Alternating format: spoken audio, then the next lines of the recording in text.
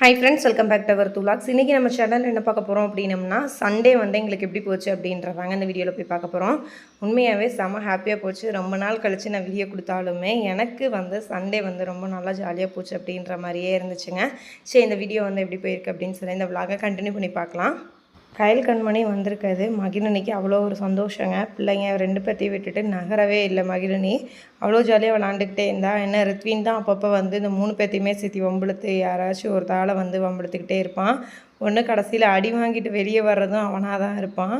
மணி வந்து டியூட்டி முடிச்சுட்டு வரையில் வந்து சிக்கன் எடுத்துகிட்டு வந்திருந்தாருங்க. இன்றைக்கி வந்து சிக்கனில் வந்து பிரியாணியும் அது கூட வந்து சிக்கன் கிரேவி இதெல்லாம் தான் செய்ய போகிறோம். காலையில் பிரேக்ஃபாஸ்ட்டுக்கு வந்து அத்தை வந்து மட்டன் குழம்பு வச்சு கொடுத்துருந்தாங்க. நாங்கள் இட்லி மட்டும் வச்சு சாப்பிட்டாச்சு. இன்றைக்கி வந்து சிக்கன் கிரேவி வந்து அத்தை தான் வந்து செய்ய போகிறாங்க. 65 மசாலா பரட்டி வச்சு அப்படியே வந்து கிரேவி மாதிரி வந்து செஞ்சு கொடுத்துருவாங்க. சரி, நான் பிரியாணி போட்டுக்கலாம் அப்படின்றக்காண்டி சிக்கனை வந்து இன்றைக்கி பிரியாணி வந்து செய்ய போகிறேன். இன்றைக்கி ஆக்சுவலாக வந்து பிரியாணி செய்கிற ஒரு மூடே இல்லை. கண்மணி தான் வந்து எனக்கு சிக்கன் பிரியாணி வேணும் அப்படின்னு சொல்லி கேட்டிருந்தா. பாப்பா வந்து ஆசையாக கேட்குறா அப்படின்னு சொல்லிட்டு தான் வந்து சிக்கன் பிரியாணி வந்து செய்ய போகிறேன். ராஜாத்தியும் வந்து ஆஃப்டர்நூன் லஞ்சுக்கு வரேன் அப்படின்ற மாதிரி சொல்லியிருந்தாங்க. அவங்க எல்லாத்துக்குமே சேர்த்து தான் இன்றைக்கி வந்து சமைக்கவே போகிறேன். இன்றைக்கி வந்து ப்ரெஷர் குக்கரில் வந்து பிரியாணி வந்து செய்ய போகிறது இல்லைங்க. இன்றைக்கி வந்து ஒரு பாத்திரத்தில் தான் வந்து செய்ய போகிறேன். நான் வந்து கிட்டத்தட்ட 1 இயருக்கு அப்புறம் இன்றைக்கி தான் வந்து ஒரு பெரிய பாத்திரத்தில் வந்து செய்ய போகிறேன். ரொம்ப நாள் கேப் ஆயிடுச்சு. கொஞ்சம் வந்து டச் விட்டு போன மாதிரி தான் இருந்துச்சு. சும்மா ட்ரை பண்ணி தான் பார்க்கலாம். யார் வீட்டாளுங்க தானே சாப்பிட போகிறாங்க, எப்படி வரப்போகுது அப்படின்றதெல்லாம் அந்த பயமே இல்லாமல் வந்து சமைக்க வந்து நானும் வந்து தைரியமாக ஸ்டார்ட் பண்ணிட்டேன். இன்றைக்கி வந்து 1.5 பெரிய அரிசி அதை பட் வந்து குக்கர்லேயே கூட வச்சுருந்துருக்கலாம். நான் பாத்திரத்தில் செய்கிறக்கு ரீசன் பார்த்தீங்க அப்படின்னம்னா, அது சிக்கன் வேறு இருக்குது.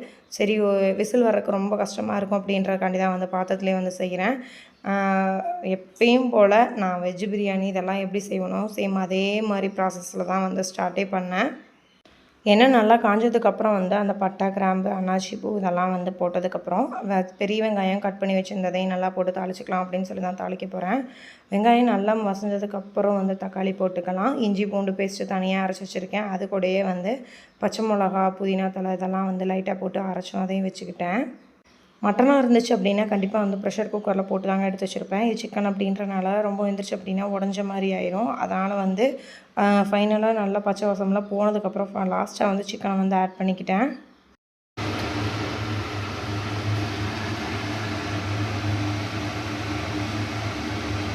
ஃபுல்லாகவே வந்து தாளித்து விட்டாச்சுங்க. இனி வந்து நல்லா தண்ணி கொதிக்கிற கேப்பில் வந்து அரிசி கழுவி வச்சுருக்கேன். அதையும் வந்து ஆட் பண்ணிக்க வேண்டியதான்.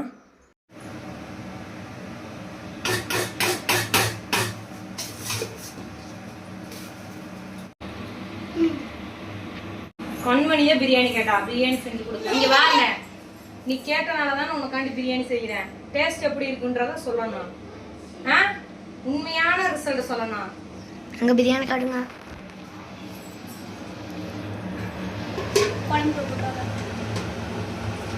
சுடுது.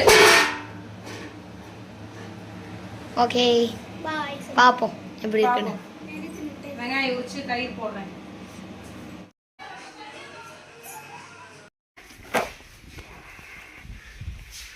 என்ன சாப்பாடு? எப்படி இருக்குலாம் தெரியாது, நானும் செஞ்சேன். ராஜா வரையணுச்சா?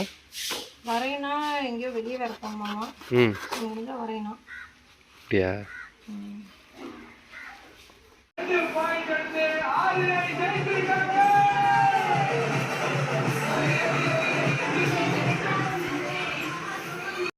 சமையல் வேலையை கிட்டத்தட்ட வந்து ஒரு 1:30 அப்படிங்கிற வந்து எல்லா வேலையும் முடிச்சு வச்சாச்சு. பிரியாணிக்கு வந்து தம் போட்டு வச்சுருக்கேன். எப்படி இருக்குது அப்படின்றது தெரில. எனக்கும் ஒரு எக்ஸைட்மெண்ட்டாக தான் இருக்குது. சரி வாங்க அப்படியே பார்ப்போம்.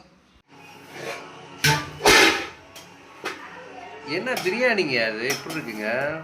எனக்கு இப்படி தாங்க செய்ய தெரியும்.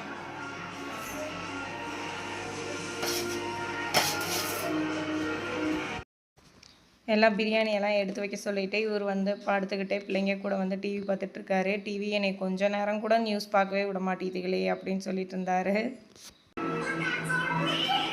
அது சொரணையே இல்லை.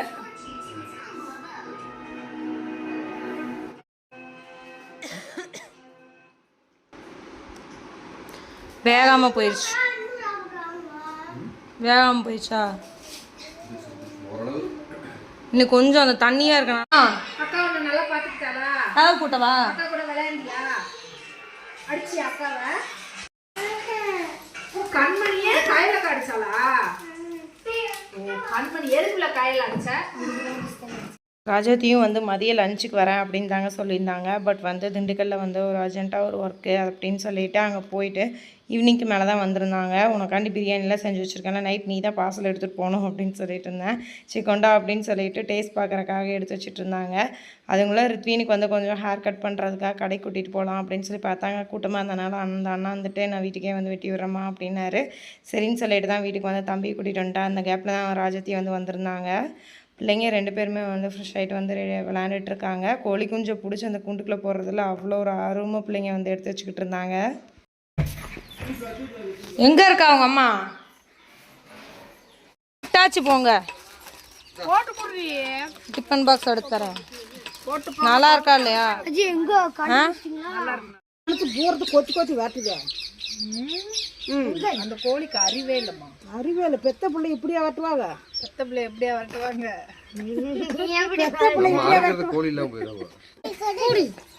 இந்த இட்லி சாப்பிடுன்னு சொல்லு, இந்த இட்லி சாப்பிட்டுன்னு சொல்லி. எனக்கு அந்த இட்லி வேணாண்டாயி, தயவு செஞ்சு வேணாண்டாயி.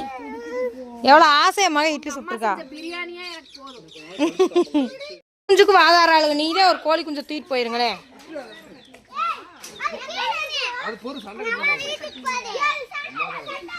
ஏய் இவன் என்ன சொன்னான்னு கேட்டியா? ஏய் ராஜாத்தி, ஏ உங்க அம்மா வேற வீட்டுக்கு போகுது, போங்க. அவங்க இங்கதான் இருப்பாங்களாம்மா, போ.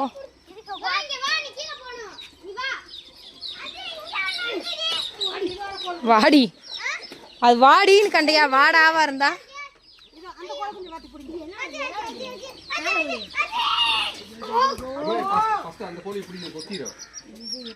விடு, அது சேர்ந்துக்குச்சு.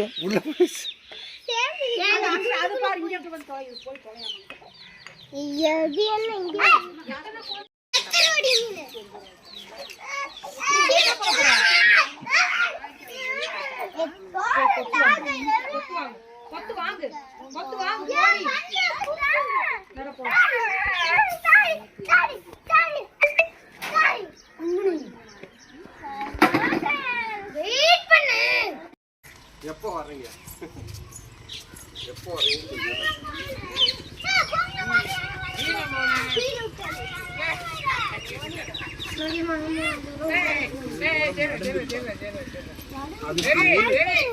அதுக்கு பிடிச்சிருக்கேன்னு தெரியாது, அது பயப்படும். ஒரு கோழி குஞ்சு வந்து தண்ணிக்குள்ளே விழுந்துருச்சுங்க. அதை எடுத்து வச்சு தான் அத்தை வந்து தொடச்சிட்டு இருந்தாங்க. அதை வந்து அந்த பெரிய கோழி வந்து தண்ணிக்குள்ளே விழுந்தனால கொத்தி விரட்டி விட்டுட்டே இருந்துச்சு. அதை பிள்ளைங்க எடுத்து வச்சு ஒரு டவல் போட்டு தொடச்சிட்டு அதை கொஞ்சம் நேரம் வந்து வச்சுட்டு நான் ஊருக்கு கொண்டு போகிறேன் அப்படின்னு சொல்லி ஓரியாண்டுட்டே இருந்தாங்க. ராஜாத்தி இருந்துட்டு பெருசானதுக்கப்புறம் இங்கே இருந்தால் கூட வந்து பார்த்துக்கலாம் பாப்பா அப்படின்னு சொல்லிட்டு போனாங்க. எல்லாருமே வந்து ஊர் கிளம்பிட்டாங்க. மகிழினிக்கு தான் ஒரு மாதிரி சேடாகவே இருந்துச்சு. அவங்கெல்லாம் ஊருக்கு போனதுக்கப்புறம் மகிழினினால் வீட்டில் இருக்கவே முடியல போலாங்க. என்னை கையிலக்காடை கொண்டு போய் விட, இப்போ என்னை கூட்டிகிட்டு போங்க அப்படின்னு சொல்லி நைட்டு ஒரு 8 மணிக்கு மேலே பயங்கர ஒரு ஆளுக வீடியோ கால் பண்ணி, இப்போயே வா, நீ இங்கே வா, இல்லாட்டி நான் அங்கே வரேன் அப்படின்னு சொல்லி ரொம்ப நேரம் ஓரியாண்டுக்கிட்டே இருந்தா. அவளை காட்டு அந்த கையிலக்காவை.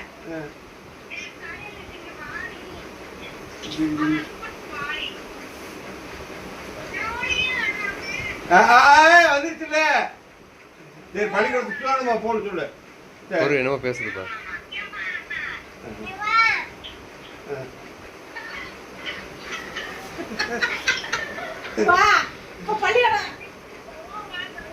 பள்ளிக்கூடத்துக்கு போகணும்டா.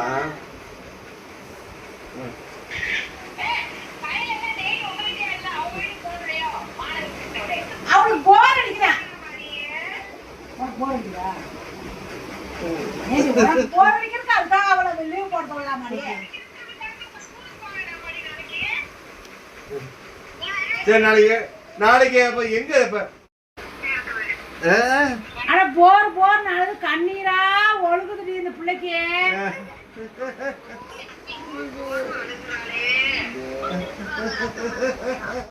ஓகே ஃப்ரெண்ட்ஸ், இந்த வீடியோ வந்து நான் இதோட எண்ட் பண்ணிக்கிறேன். இந்த வீடியோ வந்து உங்களுக்கு பிடிச்சிருக்குன்னு சொல்ல போகிறேன். பிடிச்சிருந்தா லைக் பண்ணுங்கள், ஷேர் பண்ணுங்கள், கமெண்ட் பண்ணுங்கள். மறக்காமல் நம்ம சேனலெல்லாம் சப்ஸ்கிரைப் பண்ணிக்கோங்க. நாளைக்கு வேறு ஒரு இன்ட்ரெஸ்டிங்கான வீடியோவில் பார்க்கலாம். தேங்க்யூ ஃபார் வாட்சிங் திஸ் வீடியோ. பாய்.